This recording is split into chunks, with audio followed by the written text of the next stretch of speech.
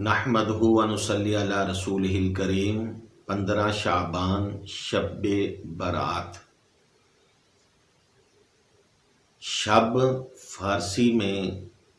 رات کو کہتے ہیں اور برات معنی خلاصی، نجات، چھٹکارا۔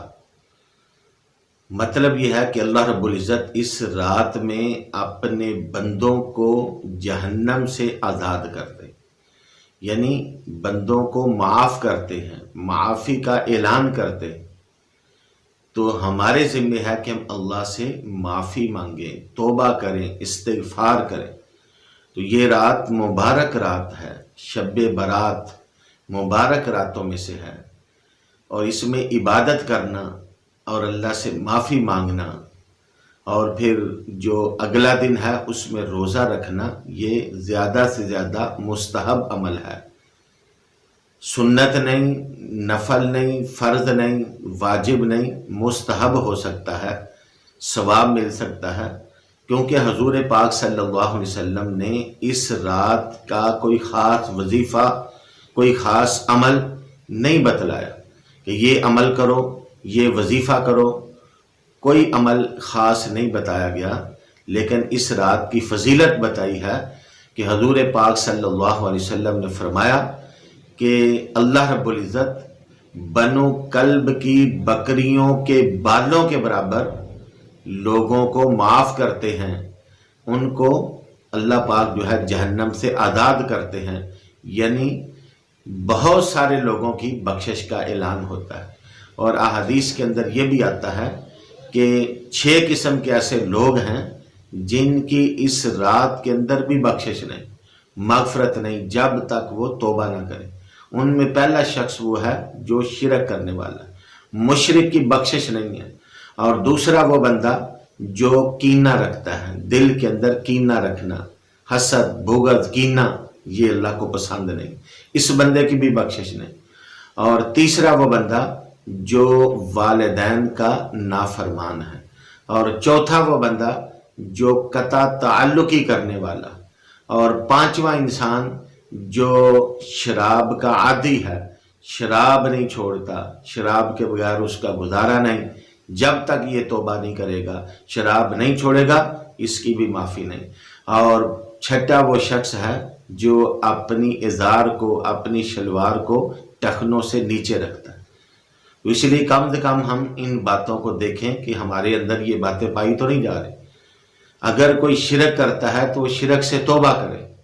اس رات میں اللہ سے پکی توبہ کرے، معافی مانگے۔ والدین کا نافرمان ہے تو وہ اللہ سے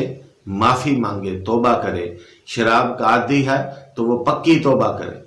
قطع تعلقی کرنے والا ہے تو وہ قطع تعلقی سے توبہ کرے، تائب ہو۔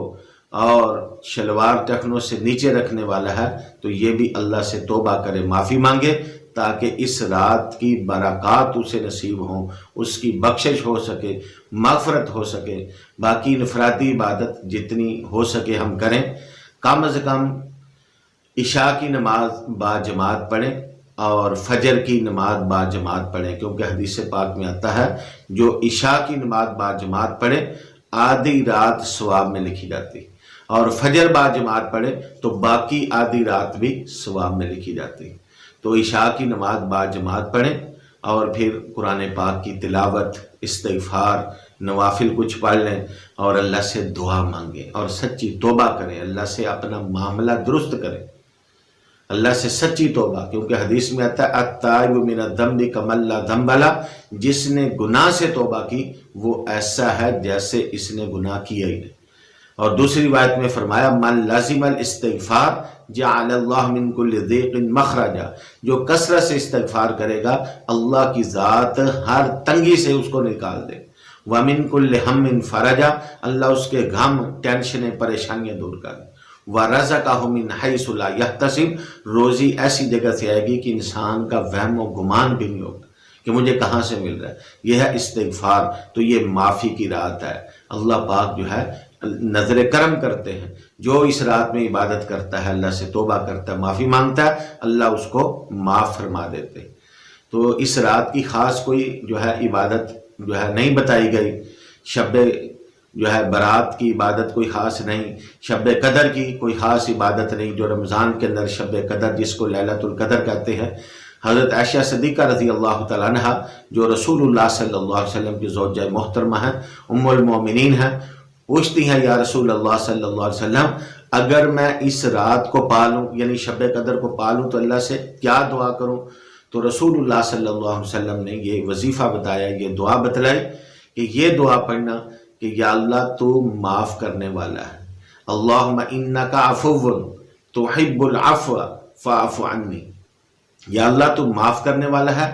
اور تو معافی کو پسند کرتا ہے، پس تو مجھے معاف فرما دے۔ تو معافی اللہ کو بہت پسند ہے، ہر بندے کی کوشش ہو، ہر مرد ہر عورت کی کوشش ہو کہ اللہ سے پچھلے گناہ بخشوائے جائیں، معافی مانگی جائے، سچے دل سے توبہ کی جائے۔ آگے ماہ رمضان آ رہا ہے، نیت ہو کہ اللہ سے دعا کریں، جیسے رسول اللہ صلی اللہ علیہ وسلم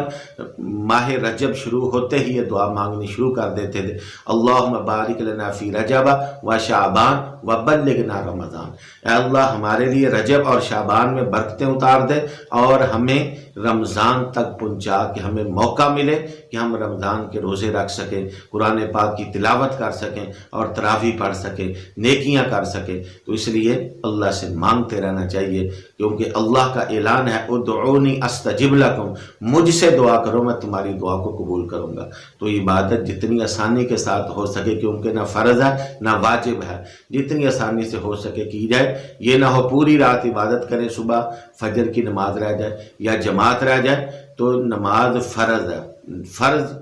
جو ہے اس کو آدمی چھوڑ دے، نوافل میں لگا رہے تو یہ اچھی بات نہیں ہے۔ فرائض جو ہیں ان کے بارے میں پوچھا جائے گا، اور فرائض کی کمی نوافل سے پوری ہوگی، فرائض کا پہلے اہتمام ہو اور یہ ضروری ہیں، اور اس کے ساتھ ساتھ نوافل جو ہے ان کا اہتمام ہو، تاکہ قیامت کے دن اگر فرضوں کی کمی رہ گئی تو وہ نوافل کے ذریعے پوری کی جائے گی۔ دعا ہے کہ رب تعالی ہمیں اس رات کی عبادت کی توفیق نصیب فرمائے اور اللہ پاک ہمیں معاف فرمائے، پوری امت مسلمہ کو اللہ معاف فرمائے اور ماہ رمضان تک ہمیں پہنچنے کی توفیق عطا فرمائے۔